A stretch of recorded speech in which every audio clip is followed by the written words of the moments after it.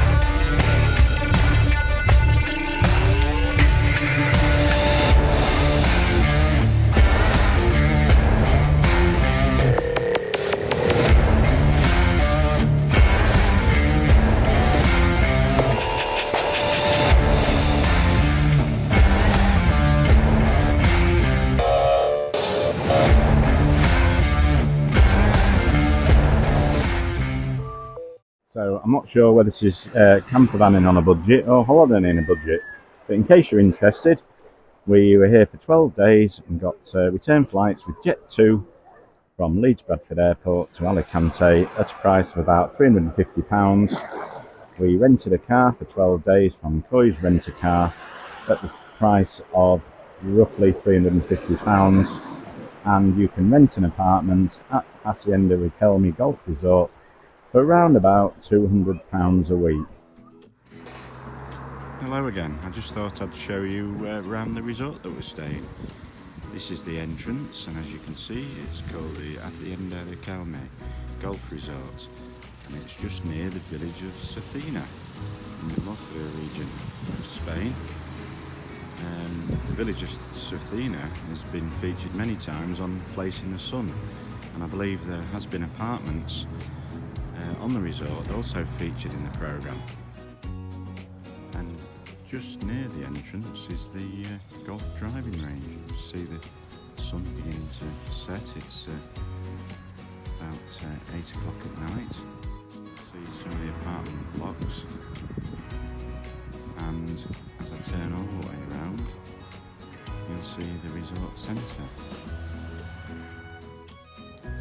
As you can see, there's a handy little supermarket on site, which is still open at 8:15 at night, doing quite a bit of business, and has extended opening hours during the summer months, as you'd expect. Very handy if you've forgotten anything from your main supermarket shop. But we'll take you past there and into the courtyard of the old farm buildings. And as you'll see, it's entirely enclosed apart from the entrance that I've just walked through. And there's the main farm building. This is the building from the other side, which I think we've just switched the lights on, so it's well illuminated. And a lot of people enjoying a meal outside on the patio, which is all very civilised. So, at the other end of the building is the old entrance gate, which we'll have a walk through. It takes you to one of the tees on the golf course, I believe. People wandering about, making their way to the hacienda to enjoy a meal and a night's entertainment. If you look this way, you can see the lakes. A lovely warm evening. The sun is still shining. People are still swimming in the pool, which is surrounded by palm trees. And the view beyond that is of the golf course, and specifically the 13th fairway. As we turn round, start to face west, you will see that the sun is beginning to set.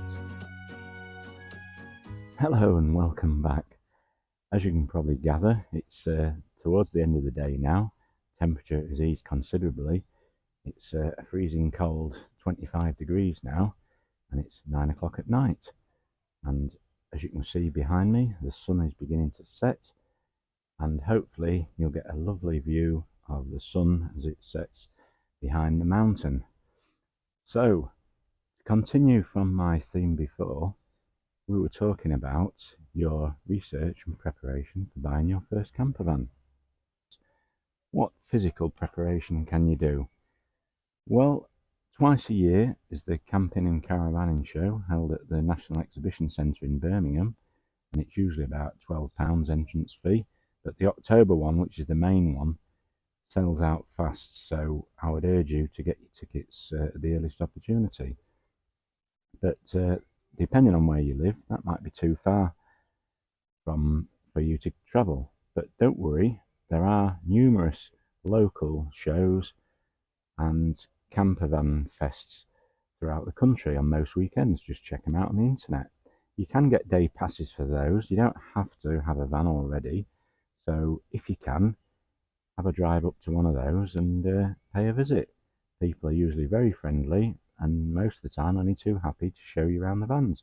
But there are also exhibitors, of course, as there are at the NEC. At the NEC, vast majority will be for new or newish vans, new conversions, but nevertheless, you're not obliged to buy, of course, it's an exhibition, so you can have a good look round, good poke around, ask lots of questions, lots of daft questions, as I always do.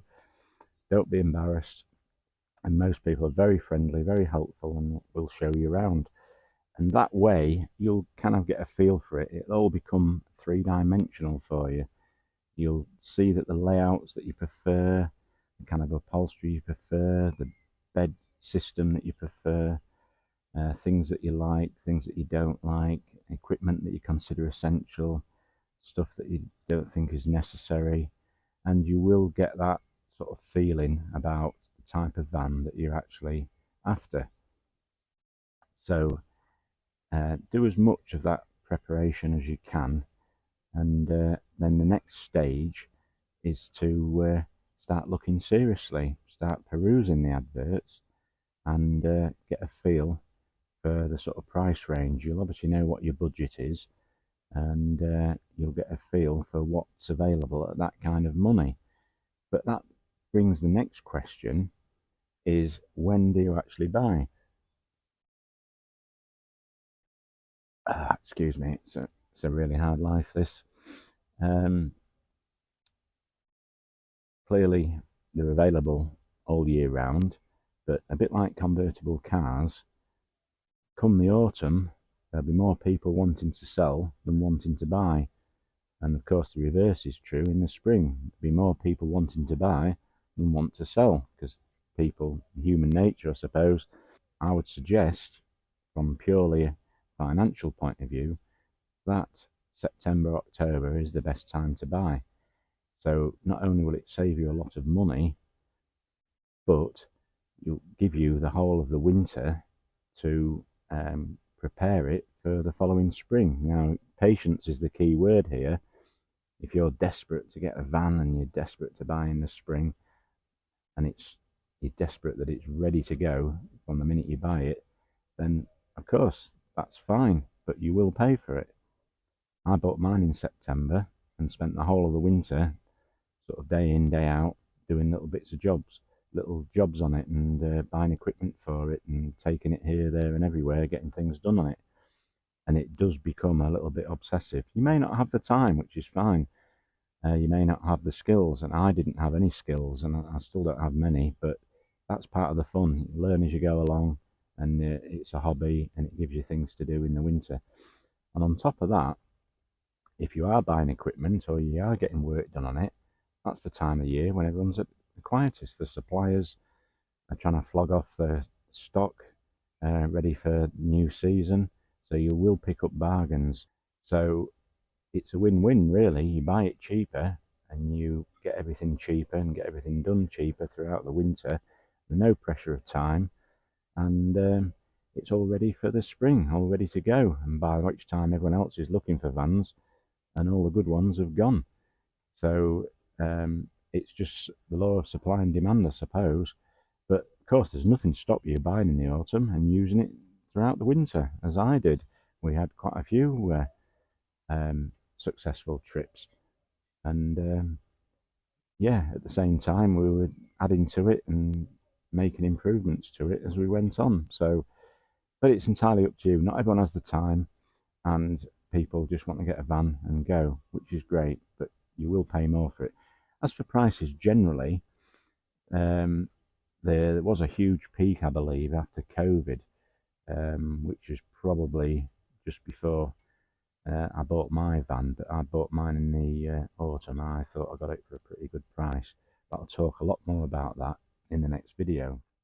But as you can see, I'm standing in front of the golf course. This is part of a golf resort, and it's remember the last time I was talking about golf course. There was the one on Beverly Westwood, which is quite quite a coincidence because I recently had a game of golf at Beverly Westwood. I'm not much of a golfer, but I have the odd game, and I was playing with my friend Duncan.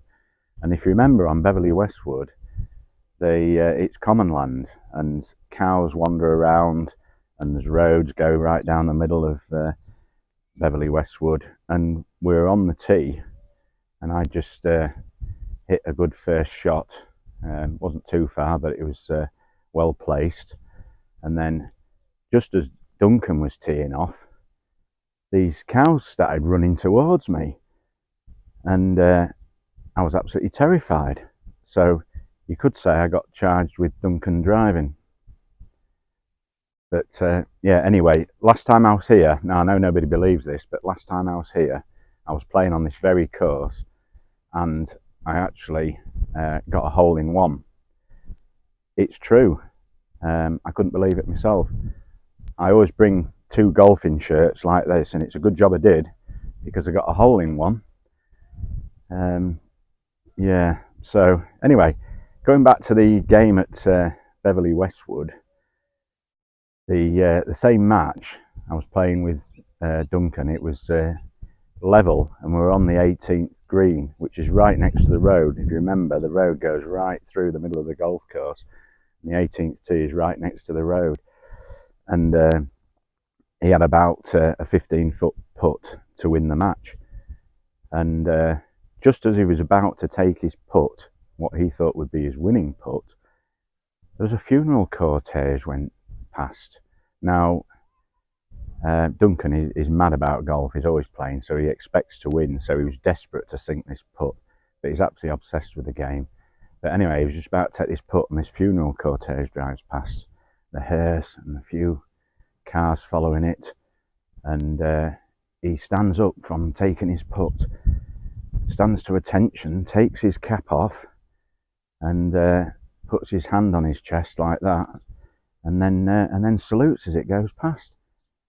I was quite amazed, taken aback. I didn't know what to do with myself. And afterwards, obviously there was a period of silence until the cortege went past. I said, well, I says, that's the most decent and honourable thing I've seen in a long time. I says, to stop in the middle of your putt, a crucial putt like that, to pay your respects. I says, I'm very impressed. And he said, well, it's the least I could do. I was married to her for 40 years.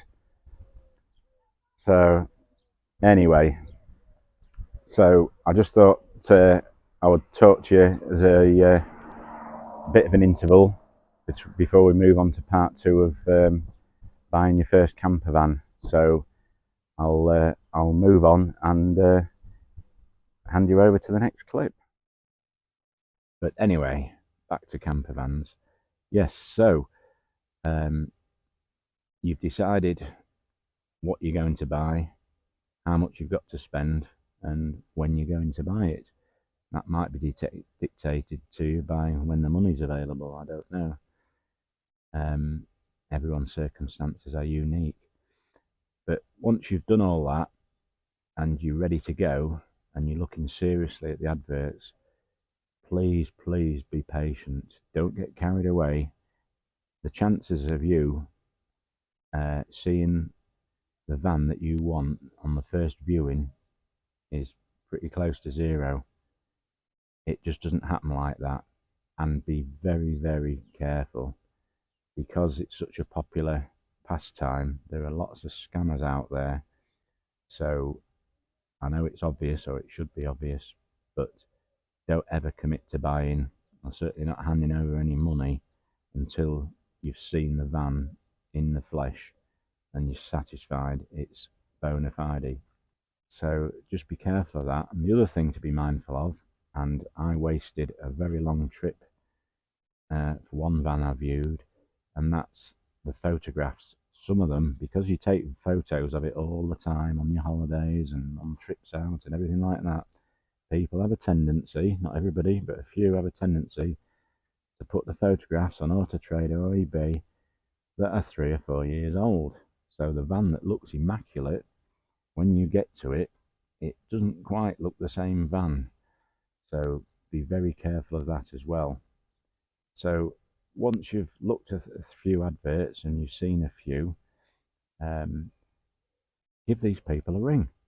Don't be frightened, ask lots of questions, but be prepared to travel. Sod's Law will say that the van that you see on an advert and mark it down as a potential purchase, it will be 200 miles away. Don't let that put you off. We have been all over the country. We must have seen about 15, 20 vans that we looked at before we bought the one we eventually did, and we have clocked up a lot of miles. Everything's a learning experience. We saw a lot. I even, just as a benchmark, I even went to see a second-hand California, and it had all the bells and whistles. It was, I think it was about 10 years old. It was still highly priced. I think it was about 35k if I remember rightly.